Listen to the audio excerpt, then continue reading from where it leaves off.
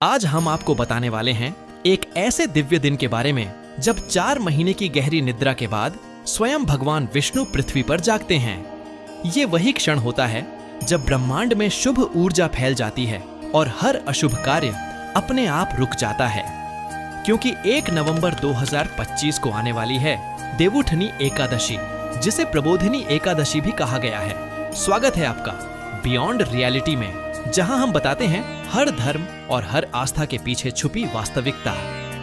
पद्म पुराण के अनुसार आषाढ़ शुक्ल एकादशी को जब भगवान विष्णु क्षीर सागर में योग निद्रा में जाते हैं तो चातुर्मास का आरंभ होता है और उस समय धरती पर कोई भी शुभ कार्य नहीं किया जाता। लेकिन जैसे ही कार्तिक शुक्ल एकादशी आती है, भगवान विष्णु अपनी निद्रा से जागते हैं और उसी क्षण से संसार में सभी शुभ कर्मों का आरंभ होता है। शास्त्रों में कहा गया है, देवो जागरणे विष्णु सर्वे पापा प्रणश्यन्ति, अर्थात जब भगवान विष्णु जागते हैं तब सारे पाप नष्ट हो जाते हैं और धर्म की पुनः स्थापना होती है।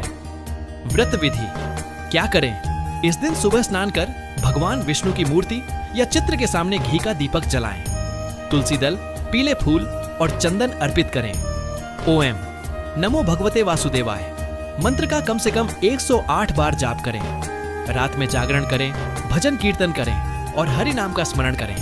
अगले दिन द्वादशी को ब्राह्मण या जरूरतमंद को भोजन कराएं। इसी दिन भगवान विष्णु का तुलसी माता से विवाह हुआ था, इसलिए इसे तुलसी विवाह दिवस भी कहा जाता है।